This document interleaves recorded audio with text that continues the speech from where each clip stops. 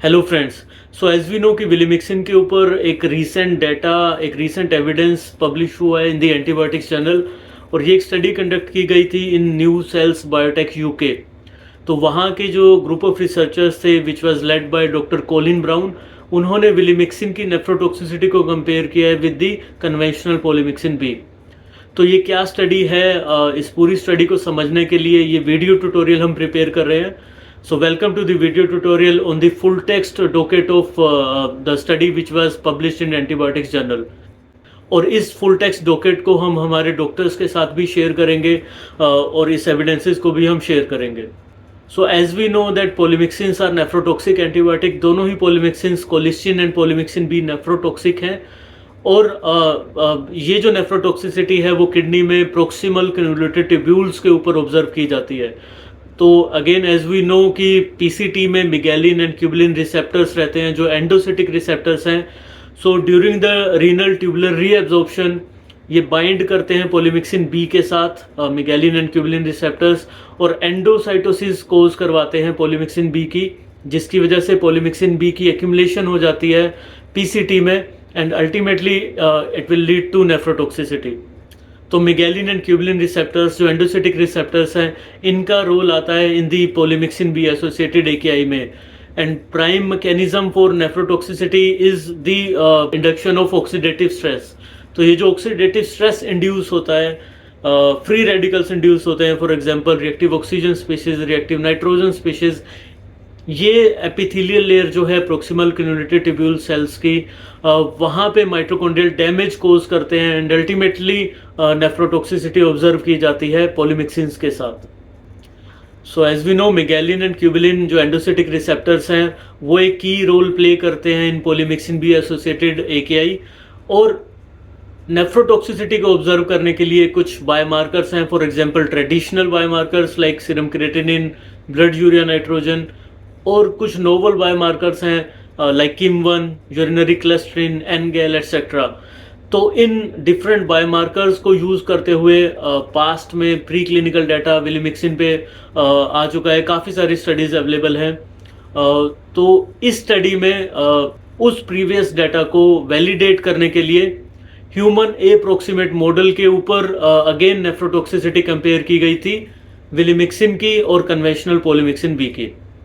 और ये study publish हुई है इन द एंटीबायोटिक्स जर्नल।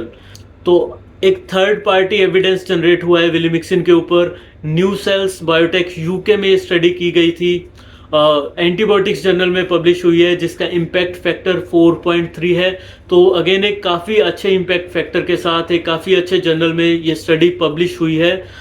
एक एक्सटर्नल सीआरओ ने, न्यू सेल्स बायोटेक ने इस स्टडी को कंडक्ट किया है। तो एक external third party evidence available हो चुका है विलिमिक्सिन के ऊपर, जिसमें ह्यूमन जो ट्रांसप्लांट किडनी सेल लाइंस थे उनको यूज़ करते हुए नेफ्रोटॉक्सिसिटी को कंपेयर किया गया। तो बात करें डॉक्टर कोलिन ब्राउन की, जो की साइंटिस्ट थे, रिसर्चर्स थे जिन्होंने इस स्टडी को कंडक्ट किया है। तो डॉक्टर कोलिन ब्राउन एक डिस्टिंग्विश्ड एक्सपर्ट हैं in the field of drug transporters, kidney toxicities etcetera. तो नेफ्रोटॉक्सिसिटी के ऊपर काफ़ी ज़्यादा इन्होंने काम किया है। 100 से भी ज़्यादा रिसर्च पब्लिकेशंस इनके नाम पे हैं, काफ़ी सारी बुक्स और उनके चैप्टर्स इन्होंने लिखे हैं। So he has more than 30 years of his expertise in drug transporters, physiology, drug की जो ADMET रहती है, absorption, distribution, elimination, metabolism, toxicology etcetera. तो इस फील्ड में काम करते हुए पर्टिकुलरली नेफ्रोटॉक्सिसिटी के ऊपर मेजर इनका वर्क रहा है और 30 साल से ज़्यादा का इनका एक्सपीरियंस है। और ग्लोबली इनके वर्क को रिकग्निशन मिलती रही है, जैसे कि मैंने शेयर किया कि मोर देन 100 पब्लिकेशंस इनके नाम पे है। तो एज आई शेयर्ड कि ह्यूमन अप्रोक्सीमेट मॉडल को यूज़ किया गया था इस स्टडी में नेफ्रोटॉक्सिसिटी को कंपेयर करने के लिए। तो ये approximate model NewCells Biotech ने डेवलप किया है, जिसमें जो कि एक highly advance in vitro model है, जिसमें प्रोक्सिमल कन्वोल्यूटेड ट्यूब्यूल सेल्स को आइसोलेट किया जाता है from the fresh human kidney cells. तो ये जो अप्रोक्सीमेट मॉडल है, इसमें जो प्रोक्सिमल कन्वोल्यूटेड ट्यूब्यूल सेल्स लिए जाते हैं, आइसोलेट किए जाते हैं, उनके ऊपर मिगैलिन एंड क्यूबुलिन रिसेप्टर्स, तो ये जो डिफरेंट रिसेप्टर्स हैं, इनके एक्सप्रेशन मेंटेन रहते हैं। तो इसकी खासियत ये है कि जो रिसेप्टर्स हैं उनकी एक्टिविटी, उनका एक्सप्रेशन मेंटेन रहता है इस मॉडल में, और जिसके थ्रू नेफ्रोटॉक्सिसिटी को एनालाइज किया जा सकता है, कंपेयर किया जा सकता है डिफरेंट ड्रग्स में। तो ये इस अप्रोक्सीमेट मॉडल की खासियत है जिसे न्यू सेल्स बायोटेक ने डेवलप किया है। So fully differentiated and polarised kidney proximal tubular cells इसमें यूज किए जाते हैं, और हाईली प्रेडिक्टिव मॉडल है इन विवो प्रेडिक्टिविटी के लिए और क्लिनिकल आउटकम्स को प्रेडिक्ट करने के लिए। तो ये जो स्टडी की गई थी उसका ब्रीफ ओवरव्यू हम देख लेते हैं। तो जो एक्सपेरिमेंटल सेटअप था, बेसिकली ह्यूमन अप्रोक्सीमेट मॉडल को यूज किया गया था नेफ्रोटॉक्सिसिटी को असेस करने के लिए या कंपेयर करने के लिए। जो सब्सटेंसेस यूज हुए थे, as we know, conventional polymyxin B formulation को कंपेयर किया गया था विद विलिमिक्सिन, और डिफरेंट कंसंट्रेशंस के ऊपर कंपेयर की गई थी nephrotoxicity. For example 0.3, 1, 3, 10 and 30 and 60 micromolar की कंसंट्रेशंस को बना के, और डिफरेंट कंसंट्रेशंस के ऊपर कन्वेंशनल पोलीमिक्सिन बी और VRP034 दैट इज विलिमिक्सिन, इनकी नेफ्रोटॉक्सिसिटी को कंपेयर किया गया था। Duration of therapy, so cells, PCT के जो सेल्स थे वो एक्सपोज किए गए थे for 48 hours, up to 48 hours, 24 hours and 48 hours. और इस स्टडी में पोलीमिक्सिन बी और विलिमिक्सिन को लेयर के जो मोनोलेयर आइसोलेट की गई थी, जिसपे मिगैलिन एंड क्यूबलिन के रिसेप्टर्स बेसिकली प्रेजेंट है। तो दोनों ही साइड से, जो एपिकल साइड है, जो ल्यूमिनल साइड रहती है पीसीटी की तरफ, और जो ब्लड की तरफ जो साइड रहेगी बेजोलेटरल, दोनों ही साइड पे ड्रग को एक्सपोज किया गया था। एंड जो बायोमार्कर्स हैं सेल हेल्थ के लिए, बायोमार्कर्स, डिफरेंट बायोमार्कर्स को यूज किया था, वो है TER, that is transepithelial electrical resistance, तो ये एक पैरामीटर था।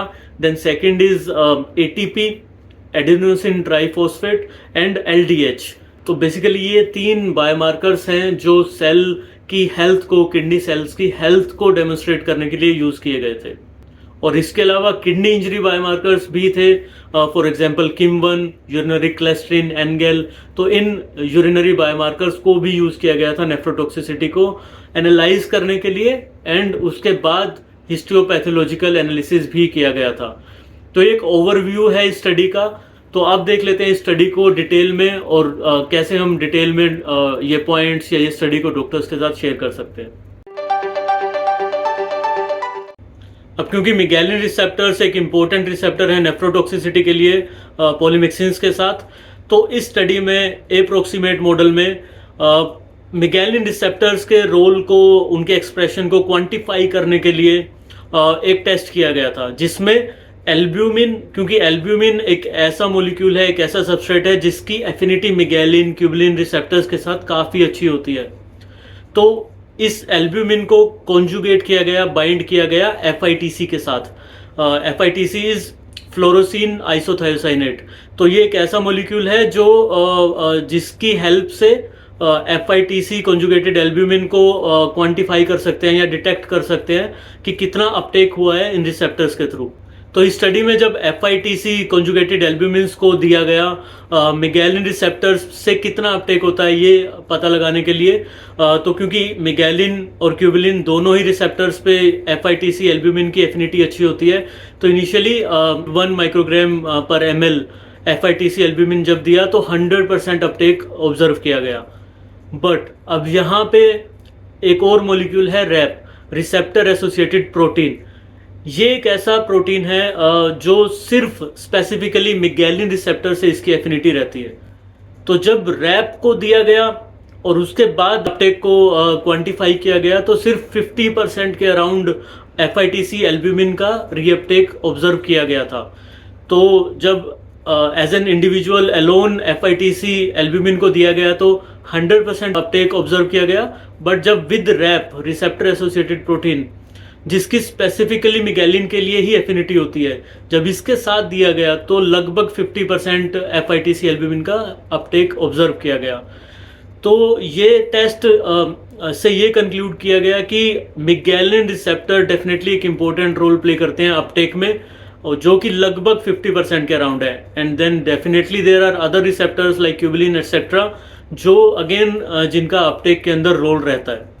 अब जब इस स्टडी में अप्रोक्सीमेट मॉडल में कन्वेंशनल पोलीमिक्सिन बी और VRP034 दैट इज विलिमिक्सिन, इनको एक्सपोजर करवाया गया है इन ड्रग्स का प्रोक्सिमल क्यूमुलेटिव ट्यूब्यूल्स की लेयर पे, तो इन लेयर की हेल्थ को, सेल्स की हेल्थ को ऑब्जर्व करने के लिए तीन पैरामीटर्स यूज किए गए थे। जैसा मैंने पहले भी शेयर किया कि first was TEER, then ATP and LDH। तो जैसे कि आप इन ग्राफ्स में देख सकते हैं, जो परसेंटेज फोल्ड डिक्रीज है इन पैरामीटर्स में, खासतौर पे टीर में तो खासतौर पे 10 माइक्रोमोल की जो कंसंट्रेशन थी उस पे ही एक डिफरेंस देखने को मिल रहा है। टीर का लेवल 10 माइक्रोमोल पे कन्वेंशनल पोलीमिक्सिन बी फॉर्मुलेशन में काफ़ी कम ऑब्जर्व हुआ है एज कम्पेयर टू विलिमिक्सिन। तो ये एक एविडेंस है जो सेल हेल्थ को हाईलाइट कर रहा है यहाँ पे, और VRP034 या विलिमिक्सिन के साथ किडनी सेल्स की PCTs की हेल्थ एक तरीके से बेटर है, ये हाईलाइट हो रही है पॉइंट। सिमिलरली ATP और LDH के लेवल्स को जब ऑब्जर्व किया गया था तो जो टॉक्सिक इफेक्ट्स थे दोनों ही ड्रग्स में, कन्वेंशनल पोलीमिक्सिन बी में भी और विलिमिक्सिन में भी, वो 30 माइक्रोमोल की कंसंट्रेशन पे ऑब्जर्व किए गए थे। अब यहाँ पे एक इम्पोर्टेंट पॉइंट ये है कि जो रिकमेंडेड डोजेज हैं पोलीमिक्सिन बी की, उसमें जो प्लाज्मा कंसंट्रेशन बनती है वो लगभग 10 to 15 माइक्रोमोल के लगभग ये बनती है प्लाज्मा में, बॉडी में। तो उस कंसंट्रेशन पे 10 माइक्रोमोल वाली कंसंट्रेशन पे सेल हेल्थ जब हम टीर पैरामीटर को देखते हैं तो वो VRP034 में बेटर ऑब्जर्व की गई थी। साथ में ही इस स्टडी में different biomarkers, novel biomarkers like KIM-1, NGAL, urinary clusterin, इनके लेवल्स को भी ऑब्जर्व किया गया था। और जैसे कि हम जानते हैं कि अगर बायोमार्कर्स का लेवल ज़्यादा है तो इसका मतलब नेफ्रोटॉक्सिसिटी ज़्यादा हुई होगी। तो lesser rise in level of these biomarkers were observe with विलिमिक्सिन as compare to conventional polymyxin B. तीनों ही बायोमार्कर्स में KIM-1, NGAL और क्लस्ट्रिन में जो इस बात का एविडेंस है कि नेफ्रोटॉक्सिसिटी कम हुई विलिमिक्सिन के साथ। अगेन अगर हम इन ग्राफ्स को देखें तो जो बायोमार्कर्स का लेवल बढ़ना या राइज होना स्टार्ट हुआ है वो 10 माइक्रोमोल वाली कंसंट्रेशन के अराउंड बढ़ना स्टार्ट हुआ, और जब उससे ऊपर की कंसंट्रेशंस पे गए, फॉर एग्जांपल 30 पे 60 पे, डेफिनेटली बायोमार्कर्स का लेवल दोनों ही फॉर्मुलेशंस में काफ़ी बढ़ा है। बट लेसर राइज ऑब्जर्व हुआ है विलिमिक्सिन के साथ as compare to conventional polymyxin भी, 10 माइक्रोमोल वाली कंसंट्रेशन पे भी और उससे हायर कंसंट्रेशंस पे भी। साथ में ही एज आई शेयर्ड अर्लियर कि हिस्टोपैथोलॉजिकल एनालिसिस भी किया गया था।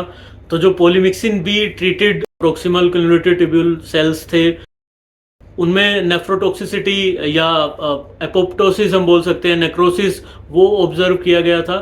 बट VRP034 या विलिमिक्सिन में ये एपोप्टोटिक चेंजेस और नेक्रोटिक चेंजेस काफ़ी कम थे as compare to conventional polymyxin B formulation.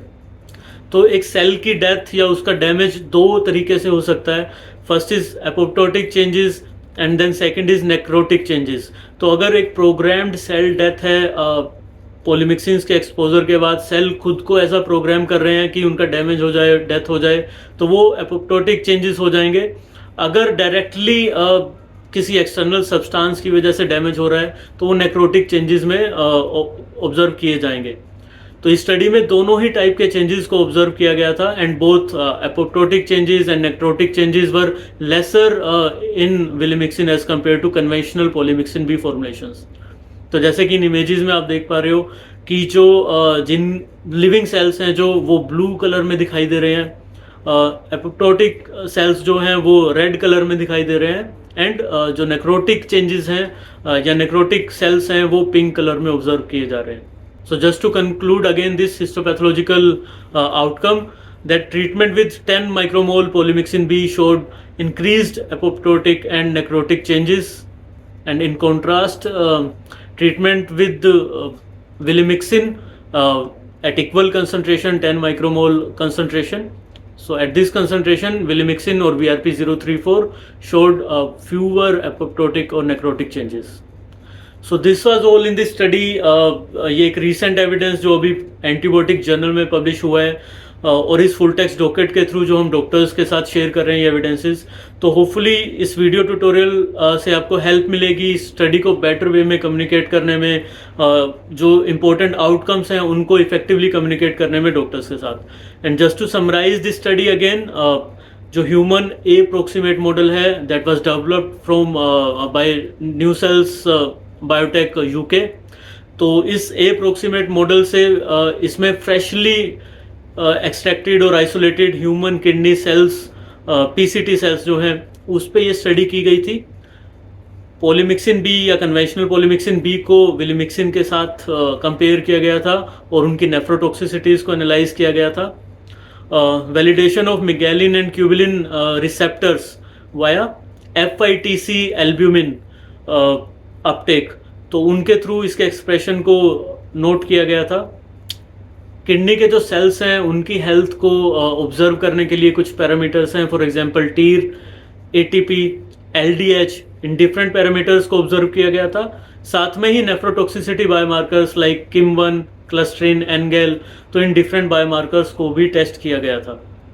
और polymyxin B at the concentration of 10 micromole और higher than 10 micromole, it significantly reduced the TEER value compared to vilimixin. साथ में ही जो ATP और LDH रिलीज था, it indicated the toxicity at concentrations of 30 micromole and above. और साथ में ही जो बायोमार्कर्स थे उनका लेवल भी 10 माइक्रोमोल की कंसंट्रेशन के आसपास बढ़ना स्टार्ट हुआ, और 30 और अबव जो कंसंट्रेशन थी उन पे लेवल्स और ज़्यादा बढ़ा, जो कि टॉक्सिसिटी की तरफ इशारा कर रहे हैं। बट डेफिनेटली जो rise in level of these biomarkers था विद VRP034 वो काफ़ी कम था as compare to conventional polymyxin B formulation. और साथ में ही हिस्टोपैथोलॉजिकली भी जब एनालिसिस किया गया तो जो सेल डैमेज था या एपोप्टोटिक और नेक्रोटिक चेंजेस थे वो भी विलिमिक्सिन में कम ऑब्जर्व हुए थे as compare to conventional polymyxin B. So to conclude, VRP034 और विलिमिक्सिन showed improved tolerance in human approximate model, and it suggests that the safer renal protection compared to polymyxin B. So thank you friends, please अपने comments में ज़रूर share कीजिए कि क्या इस tutorial ने आपको हेल्प की एक बेटर वे में कम्युनिकेट करने में स्टडी को। So thank you friends and happy ceilings.